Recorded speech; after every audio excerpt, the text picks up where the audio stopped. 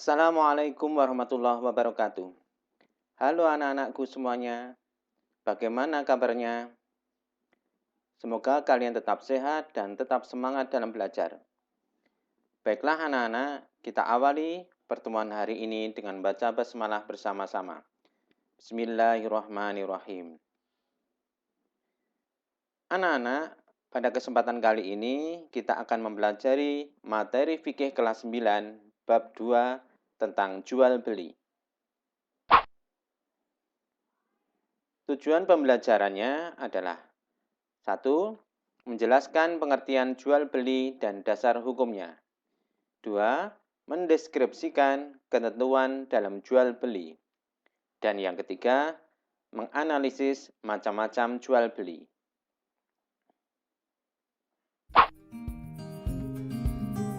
Baiklah anak-anak, sekarang perhatikan dengan seksama gambar di atas. Pertanyaannya, apakah kalian pernah melakukan hal ini?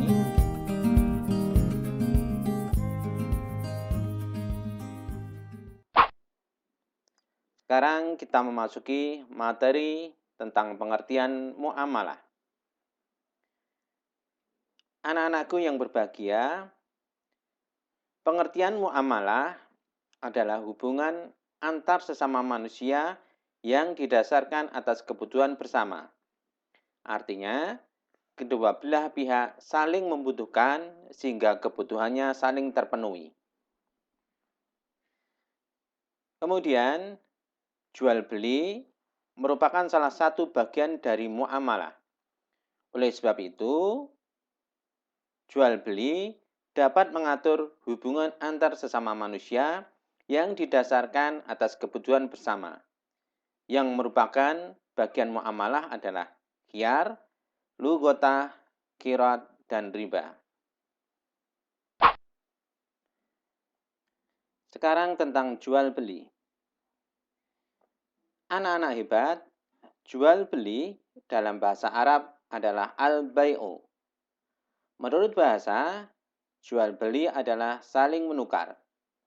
Sedangkan menurut istilah, jual beli adalah menukar suatu barang dengan barang yang lain dengan cara tertentu atau akad. Atau dengan arti yang lain, tukar menukar barang dengan barang yang lain atau uang yang disertai dengan ijab kabul dengan syarat dan rukun tertentu. Kemudian, menurut Said Sabiq, jual beli adalah pertukaran harta dengan harta atas dasar saling merelakan atau memindahkan milik dengan ganti yang dapat dibenarkan.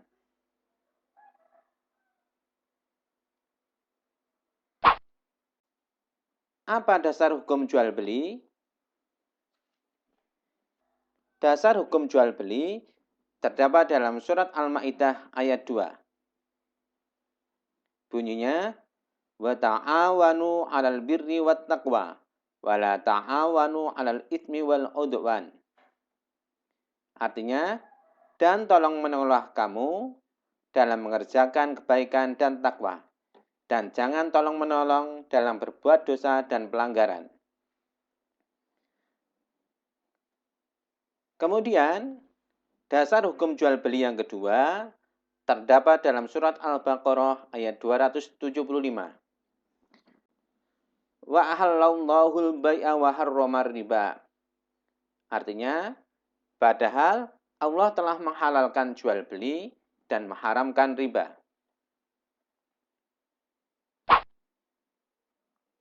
Dasar hukum jual beli yang ketiga terdapat dalam surat An-Nisa ayat 29. Bunyinya, ya ayyuhalladzina amanu la taqulu amwalakum bainakum bil batili illa an takuna tijaratan an taradim minkum. Artinya, hei orang-orang yang beriman, janganlah kamu saling memakan harta sesamamu dengan jalan yang batil, kecuali dengan jalan perniagaan yang berlaku dengan suka sama suka di antara kamu.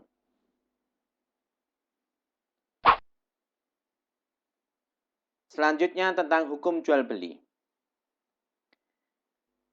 Anak-anak, hukum jual beli asalnya adalah mubah atau halal.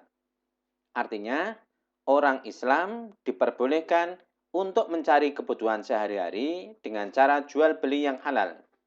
Sebagaimana firman Allah dalam surat Al-Baqarah ayat 275. Kemudian, hukum yang kedua adalah wajib. Artinya, jual beli menjadi wajib karena ada sebab lain.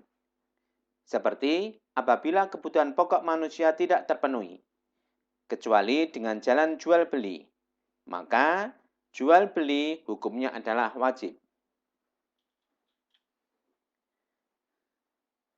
Hal tersebut sesuai dengan hadis Nabi yang berbunyi, "Ma la yatimul wajiba illa bihi fahuwa wajib."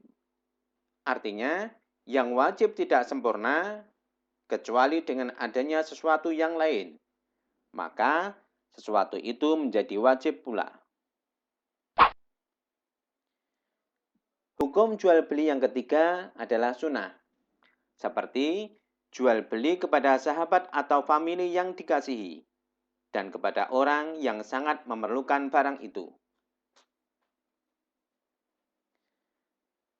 Kemudian, hukum jual beli yang keempat adalah haram. Maksudnya, jual beli tersebut secara tegas dilarang oleh Islam, seperti jual beli arak, narkotika, bangkai, lemak bangkai, babi, berhala, dan jual beli yang mengandung unsur kezaliman, seperti menipu, dusta, curang, riba, dan sejenisnya. Sesuai dengan hadis Nabi yang diriwayatkan oleh Abu Hurairah yang melarang memperjualbelikan barang yang mengandung tipu daya. Anak-anakku yang berbahagia, terdapat 5 rukun dalam jual beli. Yang pertama, ada penjual. Rukun yang kedua, ada pembeli. Rukun yang ketiga, ada benda yang dijual belikan. Yang keempat, ada alat pembayaran. Dan rukun yang kelima, adanya ijab qabul.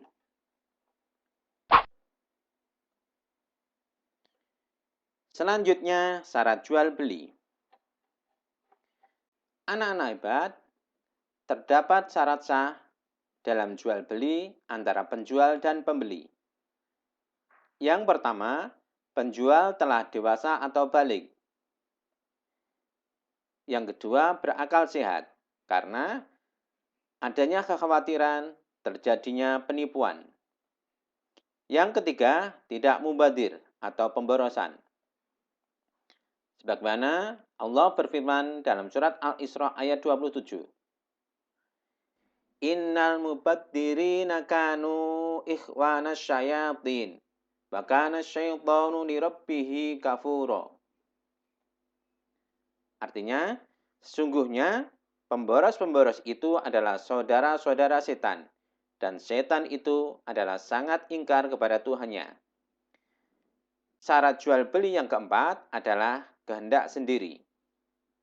Sebagaimana sabda Nabi yang berbunyi, Innamal bai'a antarot. Yang artinya, sesungguhnya jual beli adalah sah jika suka sama suka. Anak-anakku yang berbahagia, selanjutnya tentang syarat sah barang yang dijual belikan. Apa syarat sah barang yang dijual belikan? Yang pertama adalah suci. Artinya, barang yang dijual tidaklah barang yang najis. Yang kedua, barang tersebut harus bermanfaat. Yang ketiga, barang tersebut harus milik sendiri. Artinya, tidak boleh menjual barang titipan atau pinjaman. Kemudian syarat sah yang keempat, barang yang dijual belikan harus jelas. Artinya, dapat diketahui oleh penjual maupun pembeli. Hal tersebut sesuai dengan sabda Nabi yang diriwayatkan oleh Imam Muslim. Yang artinya, dari Abu Hurairah, ia berkata, Rasulullah SAW melarang jual beli lempar-melempar atau mengundi nasib dan jual beli tipu muslihat. Kemudian tentang bentuk-bentuk jual beli. Anak-anak hebat, terdapat 3 bentuk dalam jual beli. Yang pertama, jual beli terlarang. Yang kedua, jual beli sah tetapi terlarang. Yang ketiga, jual beli yang sah. Sekarang kita bahas tentang jual beli yang dilarang. Anak-anak hebat, jual beli yang terlarang artinya jual beli yang tidak memenuhi rukun dan syarat jual beli. Yang termasuk jual beli terlarang adalah 1. Jual beli sistem ijon, yaitu jual beli yang belum masa dipanen. Nabi SAW bersabda, "An Ibnu Umar, nahan Nabi SAW an bai'at tamari hatta yabda'u solahuha." Artinya, dari Ibnu Umar radhiyallahu an, Nabi SAW melarang jual beli buah-buahan sehingga nyata baiknya buah itu atau pantas dipetik. Kemudian jual beli yang dilarang yang kedua adalah jual beli anak binatang ternak yang masih dalam kandungan. Nabi SAW bersabda, "Anna Rasulullah SAW naha an bai'il habalal habla." Artinya, sesungguhnya Rasulullah SAW melarang jual beli anak binatang yang masih dalam kandungan induknya. Kemudian, jual beli terlarang selanjutnya adalah jual beli sperma hewan. Nabi SAW bersabda, "An Jabir bin Abdullah qala, naha Rasulullah SAW an ba'i fatril ma'i." Artinya, dari Jabir, ia berkata, Rasulullah SAW telah melarang jual beli sperma. Kemudian, jual beli barang yang belum dimiliki. Sebagaimana sabda Nabi yang artinya, Nabi SAW bersabda, "Janganlah engkau menjual sesuatu yang baru saja engkau beli, sehingga engkau memegang barang tersebut." Kemudian, bentuk jual beli yang kedua adalah jual beli sah tapi terlarang. Yang pertama, jual beli pada waktu khutbah atau salat Jumat. Sebagaimana firman Allah dalam surat Al-Jum'ah ayat 9. Kemudian yang kedua, jual beli dengan niat menimbun barang. Rasulullah SAW mengingatkan dalam sebuah hadis yang berbunyi, qala Rasulullah SAW, la yahtakiru illa khati'un. Artinya, Rasulullah SAW bersabda, tidaklah seseorang menimbun barang kecuali orang yang durhaka. Yang ketiga, jual beli mengecoh. Kemudian yang keempat, jual beli yang masih dalam tawaran orang lain. Hal tersebut sesuai dengan sabda Nabi yang artinya, dari Abi Hurairah radhiyallahu an, Rasulullah SAW bersabda, "Janganlah kamu menjual atau membeli dari sebagian kamu atas barang yang sudah dijual atau dibeli oleh orang lain." Kemudian, jual beli dengan memainkan timbangan atau ukuran. Kemudian, jual beli dengan cara mengurangi takaran atau memainkan timbangan. Kemudian yang terakhir, jual beli dengan cara menghadang di jalan sebelum sampai di pasar. Bentuk jual beli yang ketiga adalah jual beli yang sah. Anak-anak hebat, jual beli yang boleh dilakukan adalah jual beli yang memenuhi rukun dan syarat jual beli. Selanjutnya, tentang hikmah jual beli. Anak-anak hebat, terdapat beberapa hikmah dalam jual beli. Yang pertama, Jual beli bernilai sosial tolong-menolong terhadap sesama. Yang kedua, jual beli merupakan salah satu cara untuk menjaga kebersihan dan halalnya barang yang kita makan. Hikmah yang ketiga, jual beli merupakan cara memberantas kemalasan serta pengangguran. Dan hikmah yang keempat, jual beli dengan jujur, sabar, ramah, memberikan pelayanan yang memuaskan akan menjalin persahabatan dengan pembeli.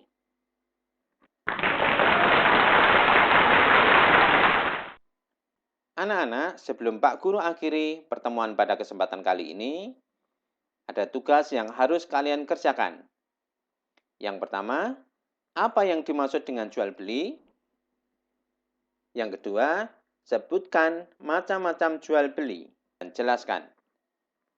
Yang ketiga, mengapa jual beli sistem ijon dilarang? Jelaskan. Demikian anak-anak pertemuan pada kesempatan kali ini. Dan jangan lupa, tetap semangat, tetap rajin belajar. Kurang lebihnya mohon maaf. Wassalamualaikum.